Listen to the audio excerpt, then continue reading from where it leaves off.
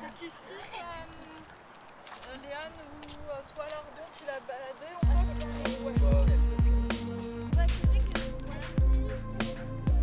On peut dire que les gens qui sont dehors sont très aigris, qui peuvent être agressifs.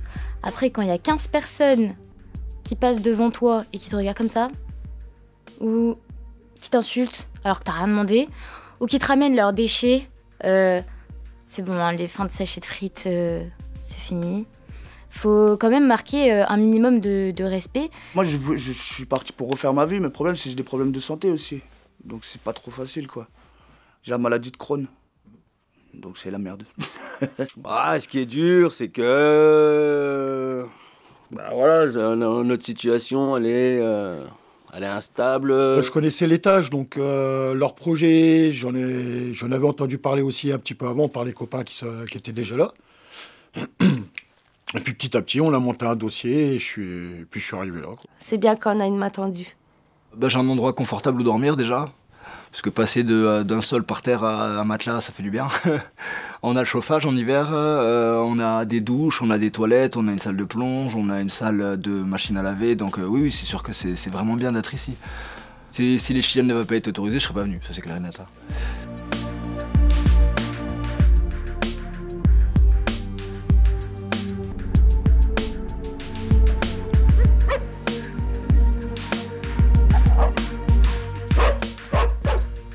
Alors bonjour, je m'appelle Akira, j'ai 28 ans, je suis né le 12 août 95 à Nîmes,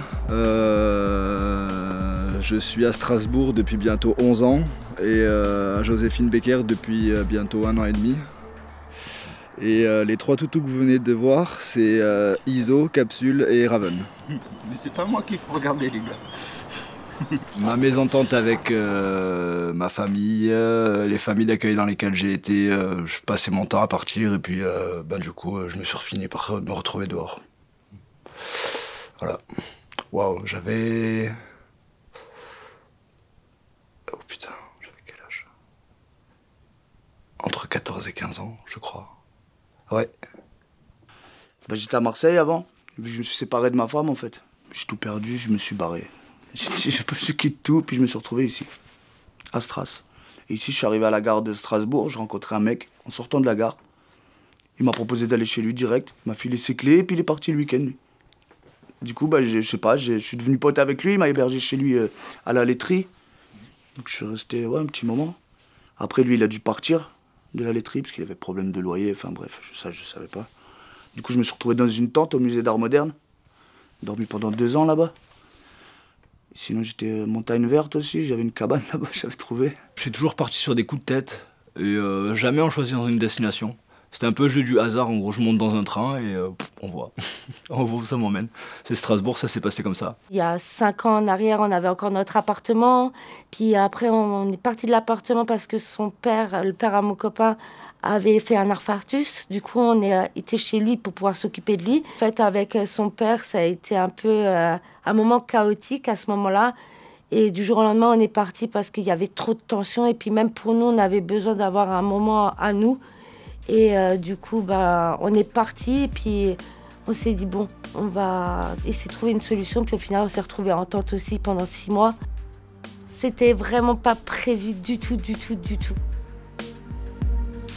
Je m'appelle Flora, j'ai 30 ans, je suis originaire d'ici. Je me suis installée il y a un peu plus d'1 mois et demi maintenant ici avec mon conjoint. Nous avons un chat qui s'appelle Kenzo, qui a 8 ans. Après, j'ai une amie qui a dit, écoute, j'ai une chambre de libre, si vous voulez venir, vous venez. Du coup, on a pris nos chats et puis on est parti en appartement, quoi. Et en fait, elle a été mutée pour du travail. Sa mère avait un cancer généralisé. Du coup, elle a dû partir là-bas. Donc, du coup, du jour au lendemain, on s'est retrouvés dehors, quoi. On avait déjà été à la rue pendant 5-6 mois avant, pendant l'été. Mais c'était différent. Il faisait beau et tout ça. Et on était une dizaine. Sauf que là, se retrouver en hiver, juste tous les deux avec notre chat. Ouais, j'ai galéré. Bah, surtout que je suis arrivé ici, j'avais pas de blouson. Ah ouais, quand tu viens du sud, obligé d'acheter des blousons, quoi. Des gants. Quand tu passes d'une situation où t'as tout ce qu'il faut à galérer pour trouver un endroit au chaud, pour pouvoir manger, pour te doucher, pour avoir une vie à peu près normale, tu réalises que voilà, c'est pas aussi facile que ce qu'on pensait. Je crois que ça arrive qu'aux autres, mais non, non. J'étais bien, moi, j'avais une maison, une piscine, j'avais tout. Hein. Maintenant, j'ai une caravane. Et encore, c'est même pas la mienne. Alors, bonjour, moi c'est Aurélien, donc j'arrive de Marseille il y a 2 ans. Je vais avoir 38 ans. Ça fait depuis le mois d'octobre que je suis ici au Caravane avec mon chien Nami qui va avoir ses 2 ans au mois de juillet. Elle va avoir ses 2 ans au mois de juillet. C'est un collègue qui est de Mulhouse, je crois. Elle vient de Mulhouse, la chienne. Je l'ai eu toute bébé. Bah, c'est là que je l'ai eu justement quand j'étais dans la rue. Bah, c'est bien. Déjà, t'as une protection. Bah ouais, protège déjà, surveille la tente aussi. Personne ne va l'approcher. Enfin voilà quoi. Un chien, c'est beaucoup. La preuve, elle le rend. Hein. Elle m'appelle quand je suis pas là. T'entends pas gueuler là? C'est elle. Quand on décide de prendre un chien, c'est de notre bon vouloir. On décide de le prendre, lui, il a rien demandé. On va pas le prendre pour le jeter ou faire je sais pas quoi. C'est pas. C'est un être vivant. Bah, je sais pas. On est tout le temps ensemble. Je vais faire mes courses, il est avec moi. J'ai besoin d'aller à la poste. Là, j'avais des rendez-vous avec une assistante sociale en début de semaine.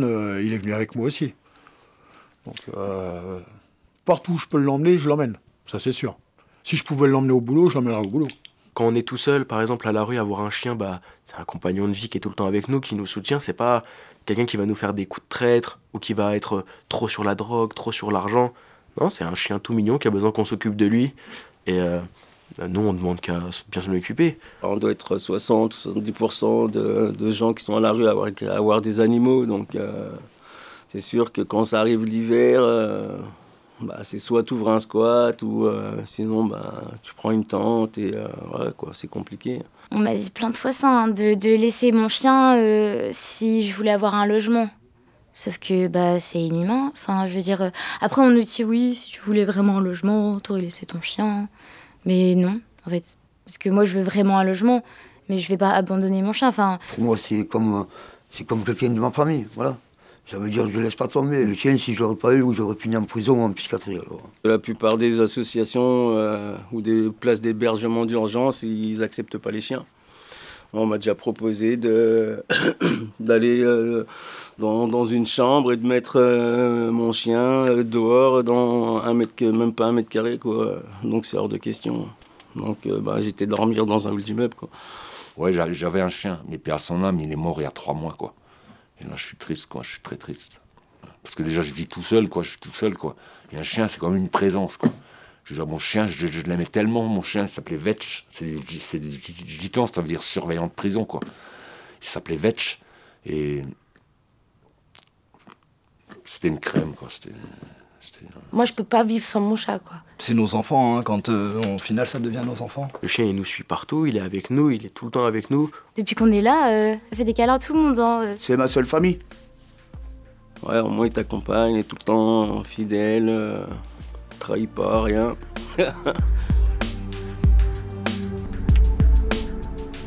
Ouais, je m'appelle Will, j'ai 42 ans, je suis à Strasbourg depuis 1 an et demi. Je viens d'arriver au Caravane à Joséphine Becker depuis 2 mois et demi. J'ai ma chienne qui s'appelle Isis, qui a 15 mois. Ah, bah, j'ai commencé, j'avais 16 ans. J'étais avec des copains, on commençait un peu les free parties, on bouchait pas mal. Donc voilà, quand on ouvrait des squats, puis ouais, bah, après c'était une petite vie un peu marginale qui nous plaisait. Et du coup, on y est resté. Ouais, ça fait des années que je suis à la rue. Enfin, je jongle, rue, des fois des appartes, boulot.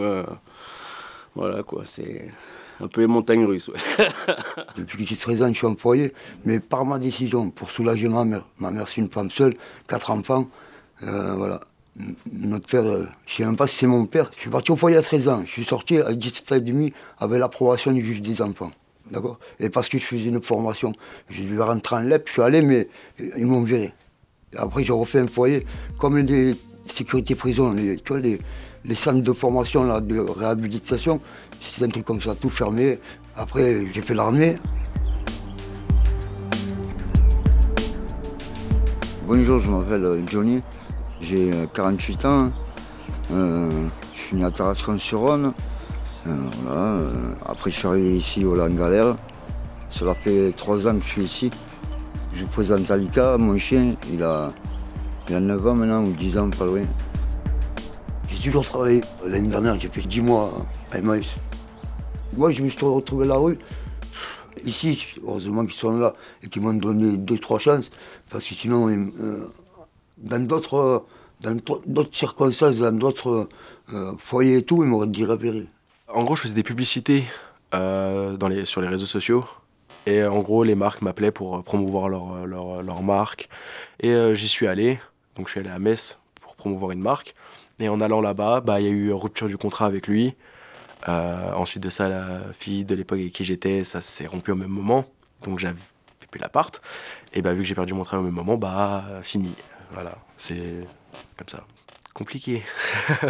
Compliqué, hein. Les premiers jours, je faisais même pas la manche. Je n'osais pas demander des sous, c'est dégradant. De tout le temps demander des sous, c'est...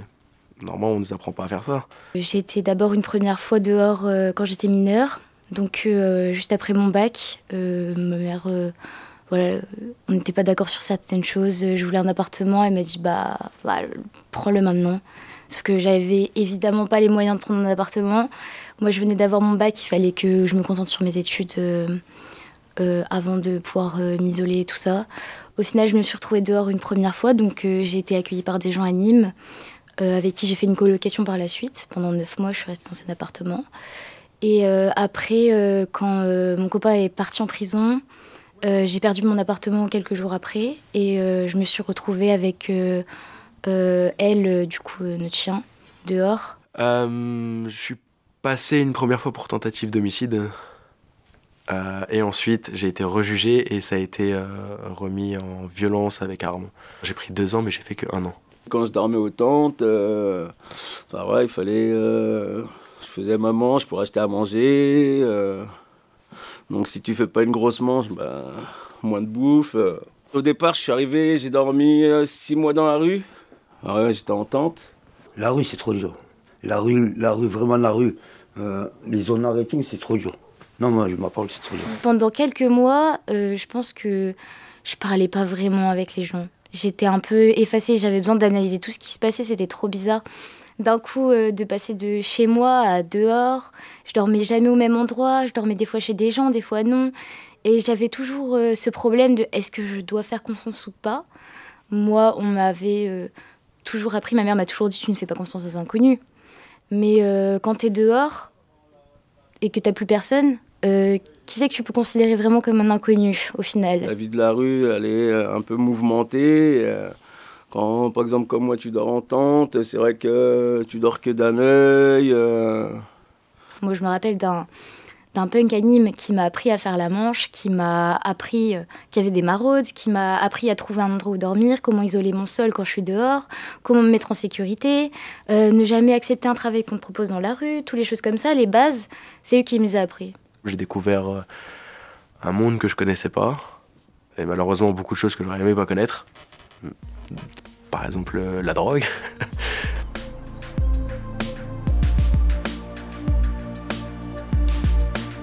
Moi, c'est Lardon, j'ai 23 ans et je vis avec mon chien et ma copine.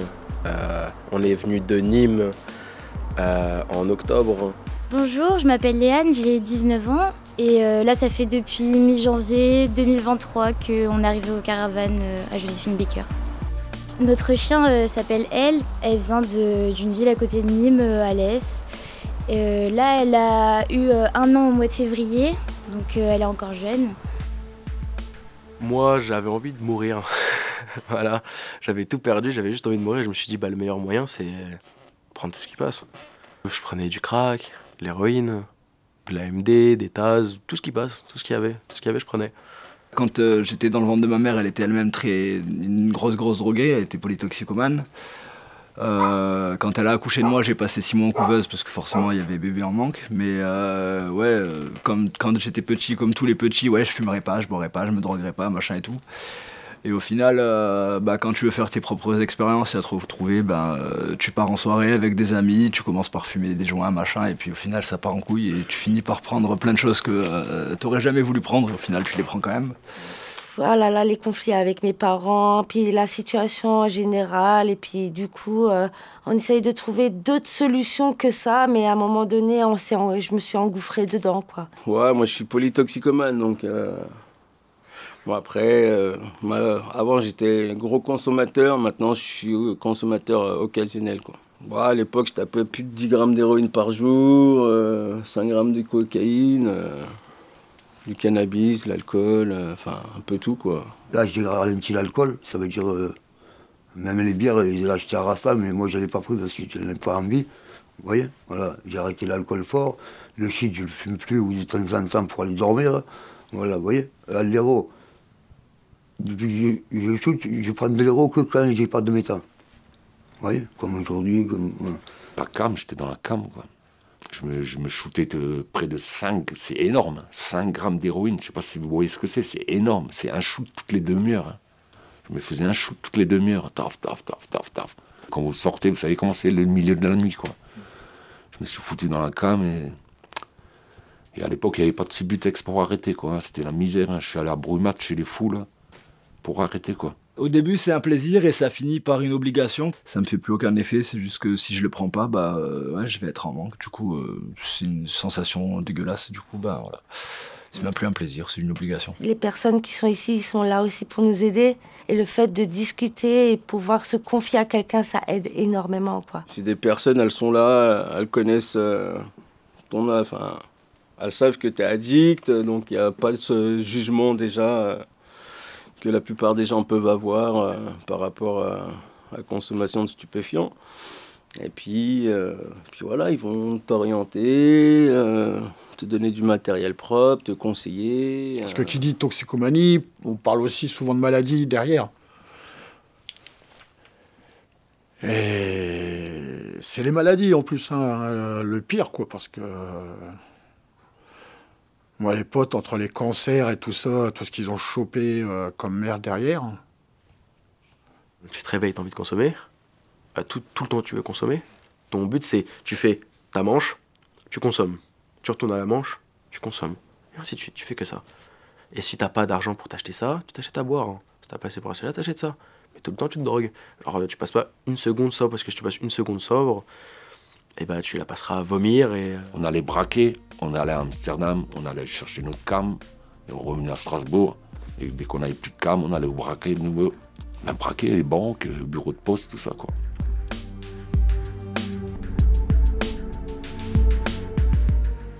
Alors salut, je m'appelle Jean-Philippe Anne, j'ai 53 ans. Ça fait 6 ans maintenant que je suis sorti de prison. Pendant 2 ans et demi, j'étais sur le terrain d'un ami gitan. Je suis resté à Joséphine Becker 2 ans et demi. Et maintenant, ça fait 4 mois que je suis dans un appartement transitoire. Et je cherche un appartement, quoi. Je suis passé 2 fois aux assises. La première fois, j'ai pris 5 ans. La deuxième fois, j'ai pris 12. Et la troisième, ce sera perpète, quoi. Mais il n'y aura plus de troisième parce que j'ai promis à ma fille, là, je lui ai promis que je ne retournerai plus en prison, quoi.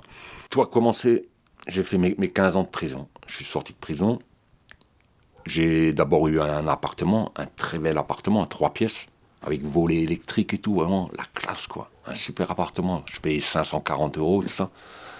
Et après, j'ai perdu mon boulot, donc du coup, je ne pouvais plus payer mon appartement. Et je me suis retrouvé à la rue, quoi. Donc c'est pour ça que je suis allé à la caravane de mon pote gitan, quoi. Ça, j'ai fait un choix de vie, je pense, à mes 16-17 ans, où j'avais déjà cette idée en tête, quoi. Donc on est d'accord, hein. C'est pas la vie qui a fait que je me retrouve à la rue, c'est moi qui ai choisi de vivre avec mon sac à dos et de partir.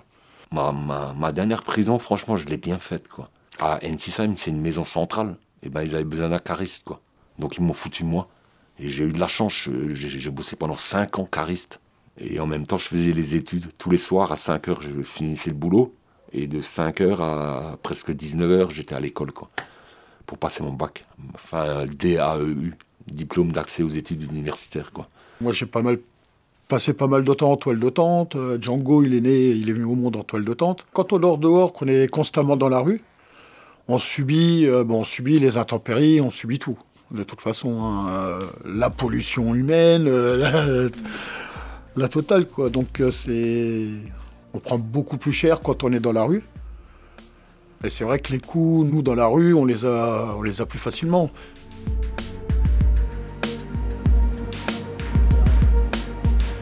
Salut, alors moi c'est Bruno, on m'appelle Poche, 52 ans. J'ai passé du temps à Joséphine avec mon loulou Django, qui lui va avoir 9 ans. Joséphine Becker, ça m'a permis de trouver du boulot, donc de choper un appartement. Et aujourd'hui, je recherche du boulot. Et j'ai toujours mon appartement. Dans la rue, c'est pas évident d'avoir un rendez-vous, de pouvoir être présent au rendez-vous aussi. Parce qu'il y a plein de choses qui peuvent rentrer, on ne sait jamais quoi. Vous dormez en toile de tente, en fin de compte, il y a un orage ou quoi que ce soit, tout est trempé, détrempé, vous n'avez plus les papiers. Moi j'ai perdu, je crois, 60% à peu près de tous mes papiers, à cause de la pluie. Dès que tu perds ta carte vitale, c'est mort. Là, c'est fini, t'as pas ton papier qui justifie que tu payes pas, et donc t'es obligé de payer, donc tu vas jamais chez le médecin, sinon tu vas à un médecin du monde, s'il y a un camion qui passe. Et là, ça te sauve la vie. Mais si on n'a pas, tu restes malade. C'est comme ça. L'année dernière, j'ai chopé une genre d'infection au cœur, donc ça fait que je me suis retrouvé en fauteuil roulant pendant 2-3 mois. C'est venu comme ça, et c'est reparti comme ça, sans ça, on n'a pas su pourquoi. Donc je fais des prises de sang un peu tous les mois pour surveiller mes taux. Et puis après, j'ai le genou qui est fracassé. Ouais, j'ai le corps qui est un peu tout cassé de partout. Donc, Parce que le corps, il ne se remet pas comme ça. Après des années où il a pris cher, même moi qui n'ai pas d'addiction, je le ressens aussi. Quoi. Voilà, quoi, ces années. On les sent. Il faut faire les bonnes démarches pour avoir le soin. Mais le problème, c'est que quand on est à la rue, moi, je ne sais pas comment remplir des papiers. Genre, si on n'a jamais fait ça, on ne peut pas le faire. Hein.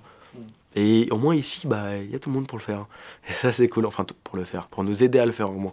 Si on a une question, si on a besoin de faire des papiers, y a une infirmière. C'est grâce à elle, j'ai eu des rendez-vous, les danses, pareil, c'est elle qui a appelé. Là, comme je viens d'arriver, je l'ai vue 1 ou 2 fois pour faire un bilan, pour voir comment ça va, pour qu'elle puisse me voir et tout ça. Il y en a, ils se disent, ça, c'est pas grave. Sauf que l'infirmière, c'est pas grave. L'infirmière, elle te laisse pas le choix, hein. C'est une infirmière, hein. Elle te laisse pas le choix du tout. Là, t'es obligé de le faire. Hein. Je pouvais rien faire dans ma tente, toutes les affaires dehors, avec mon chien tout seul. Je pouvais rien faire. Ici, du coup, j'ai pu tout faire. Quand j'étais à la rue, je vomissais tous les matins. En fait, c'est dû beaucoup au stress aussi, la maladie de Crohn. Et là, vu que j'ai moins de stress, je me sens mieux. Le matin, je suis bien. Je me suis fait agresser plusieurs fois, mais ça va. On va dire que j'étais jamais seule. Il m'arrivait rien de très grave. Mais ça aurait pu. Et moi, je me dis heureusement que maintenant, je suis là. Ça faisait un moment que je cherchais un endroit où vivre, c'était pendant le confinement. Et j'ai entendu parler de ce truc-là, il y a des éducateurs de rue qui sont venus me chercher et qui m'ont ramené ici. Moi, les éducateurs, je vais les voir peut-être 6 fois par jour. Hein.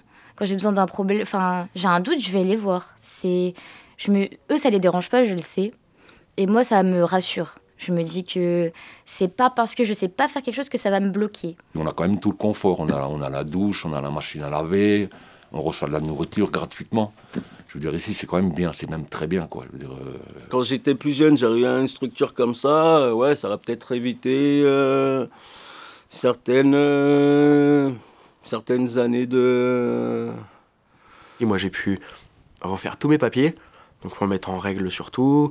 Là, tout à l'heure, je suis en train de faire mes déclarations d'impôts.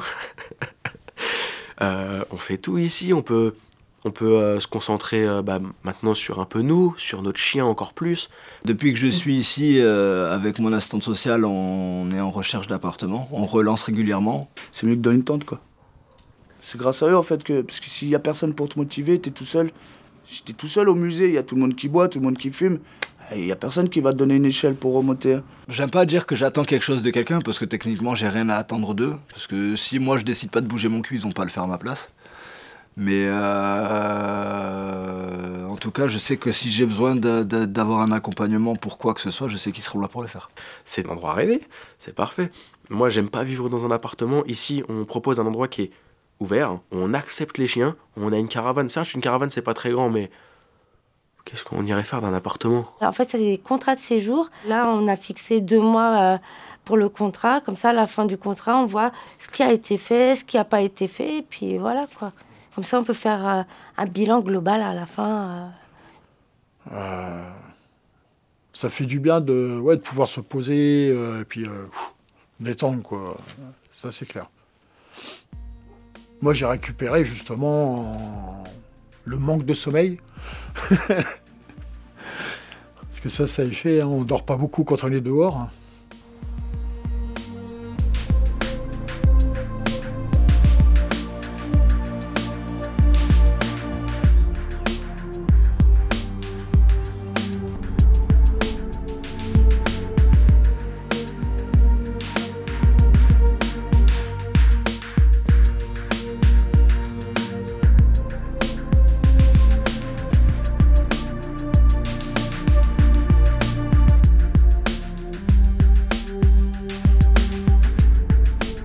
Moi, j'ai pu terminer mon BAFA, ici. Après, j'ai pu aussi faire plein de papiers, plein de démarches avec la mission locale, avec, j'avais des choses à mettre à jour, voilà, des démarches administratives diverses. Et puis des projets aussi. Ce que j'aimerais, c'est soit avoir un terrain pour faire un terrain autogéré, etc., même en forme associative, pour qu'il y ait plein de gens, comme ici, mais un peu plus grand, etc. Sinon, avoir un camion.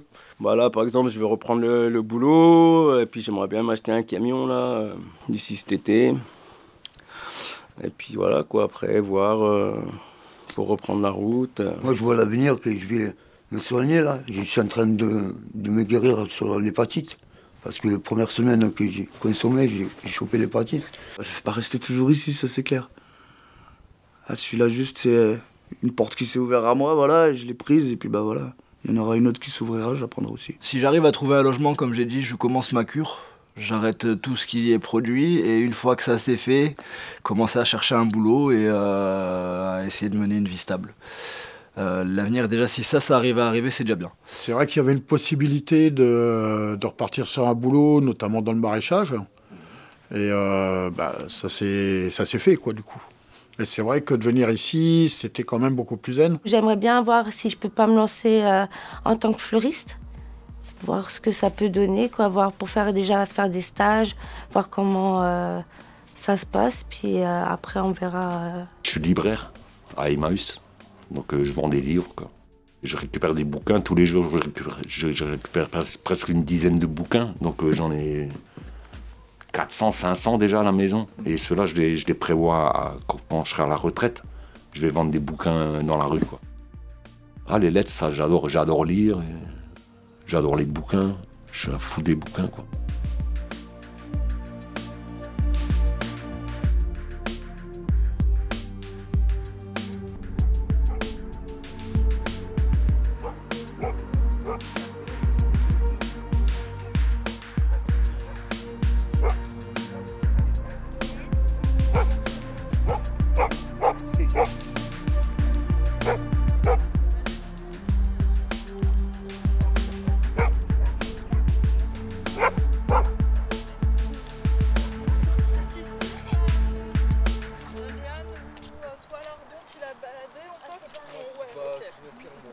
Ouais, c'est vrai qu'elle est plus dure avec lui que